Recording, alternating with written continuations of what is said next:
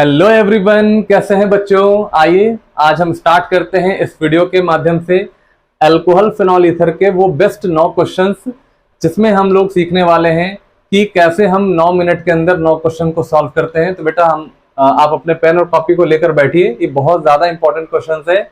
इससे आपको आइडिया लग जाएगा कि किस रिएजेंट का इस्तेमाल कहाँ पे हम किस क्वेश्चंस को बनाने में सॉल्व करते हैं। आप में से बहुत सारे बच्चों को ये समझ में नहीं आता है कि सबस्ट्रेट दिया हुआ है और पर्टिकुलर ये रिएजेंट है, इसका काम क्या है। जैसे अगर मान लीजिए मेरे को दवाई दे दिया तो पता नहीं है कि इस दवाई का यूज कहाँ पे होगा। तो बेटा आपको क्या करना है, आपको यहाँ पे दवा दिया गया है, ये सारे रिएजेंट्स दिए गए हैं और किस दवा का इस्तेमाल कहाँ पे करेंगे, ये सारी चीजों के बारे में आज हम लोग सीखने वाले हैं बहुत अच्छे से। आइए 9 से 10 मिनट में, कहने के लिए 9 मिनट होता है बेटा, 9, 10 मिनट, 11 मिनट में भी अगर समझ में आ जाए तो वो बेहतरीन तरीके से आप यहाँ सीख सकते हैं।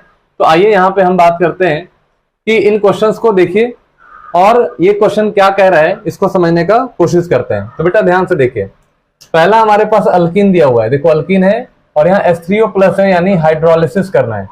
तो सबसे पहले हमें ये पता होना चाहिए कि हम पर्टिकुलर इस रिएक्शन में करने क्या वाले हैं।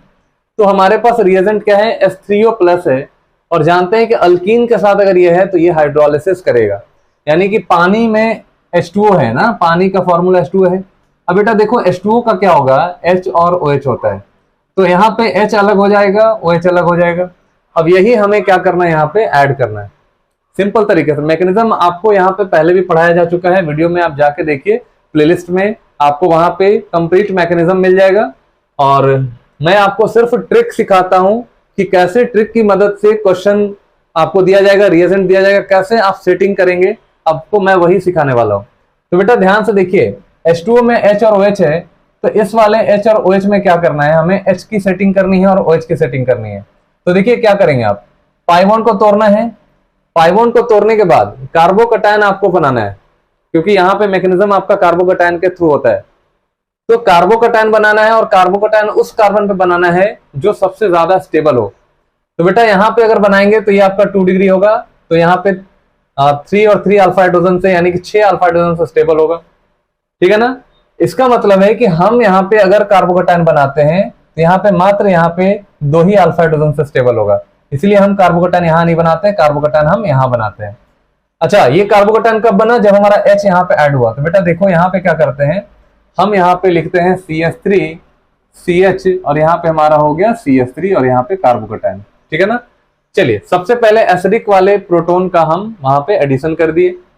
अच्छा, अब क्या करेंगे, पानी हमारा ऐड होगा, वाटर हमारा क्या होगा, एक न्यूक्लियोफाइल है। अब ये न्यूक्लियोफाइल यहाँ पे ऐड होगा तो क्या बन जाएगा, सोचो, CH3 CH, यहाँ पे OH2 और यहाँ पे प्लस और इधर हो गया हमारा CH3।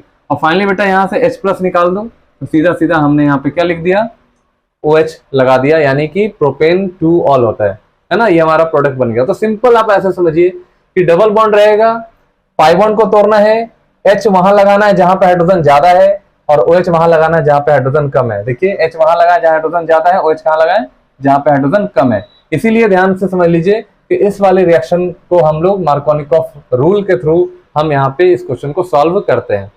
चलिए क्वेश्चन नंबर 2 देखिए। तो बेटा क्वेश्चन नंबर 2 में यहाँ पे देखिए NaBH4 है, इसको बोलते हैं sodium borohydride, and this is your specific और सिलेक्टिव रिड्यूसिंग एजेंट। ये आपका सिलेक्टिव रिड्यूसिंग एजेंट होता है, सिलेक्ट करता है, ये सबको रिड्यूस नहीं करता है, ये किसी खास को ही रिड्यूस कर सकता है। जैसे ये एसिड या उसके किसी भी डेरिवेटिव को रिड्यूस नहीं कर सकता है, ये हाइड्रोजन नहीं दे सकता है ना। तो ये किसको रिड्यूस करेगा, तो बेसिकली एल्डिहाइड्स को, कीटोन्स को ये रिड्यूस कर सकता है, लेकिन यहाँ कार्बोक्सिलिक एसिड या उसके किसी भी डेरिवेटिव को रिड्यूस नहीं कर सकता है। तो बेटा क्या करेंगे, रिड्यूस करने का मतलब है कि आपका जो कीटोन है ये अल्कोहल में चेंज हो जाएगा। बस पाई बॉन्ड तोड़ना है, एक हाइड्रोजन यहाँ लगाना है और एक हाइड्रोजन आपको यहाँ लगाना है, तो आपका जो प्रोडक्ट बनेगा क्या बनेगा, देखो प्रोडक्ट आपका बनने वाला है यहाँ पे, प्रोडक्ट बनने वाला है यहाँ पे 2 डिग्री अल्कोहल, एंड ये वाला जो पोर्शन है आपका वो एज इट इज रह जाएगा, यानी कि OCH3, इसको कुछ भी नहीं करेगा।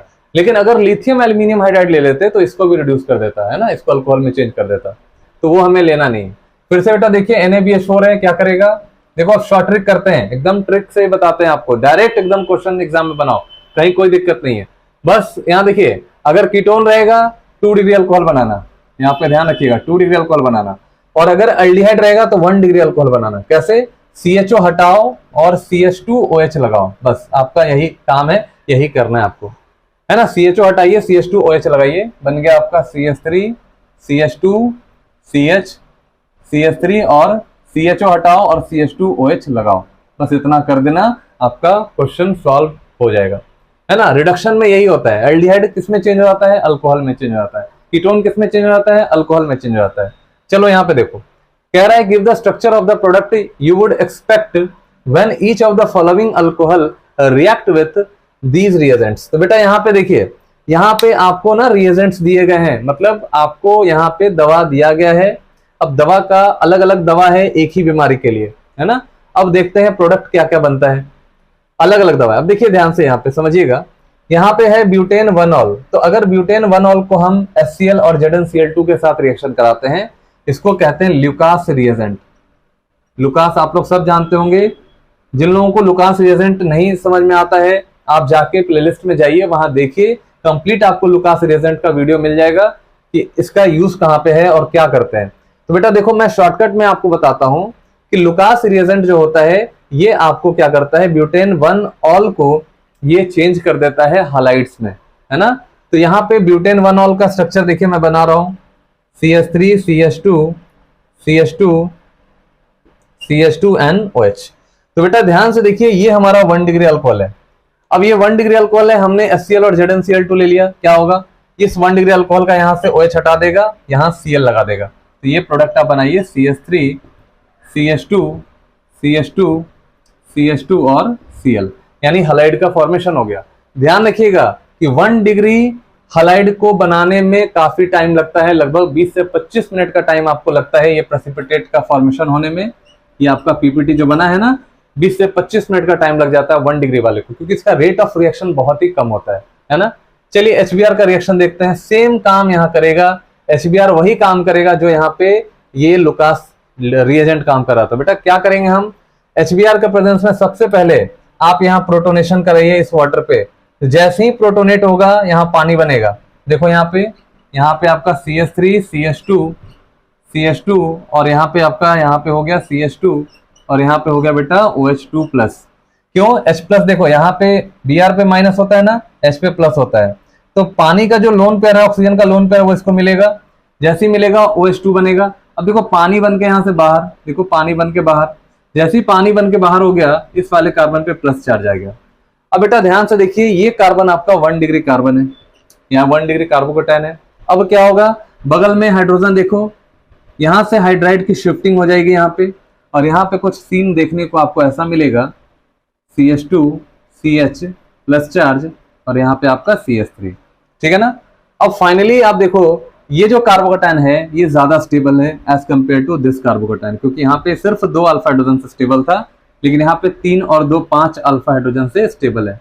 अब जो न्यूक्लियोफाइल आएगा ना Br माइनस, HBr का जो Br माइनस था, वो यहाँ पे जाकर अटैक करेगा और प्रोडक्ट बनाएगा। देखो यहाँ पे CH3 CH2 CH Br और CH3, this is called your 2 bromo butane, ठीक है बेटा।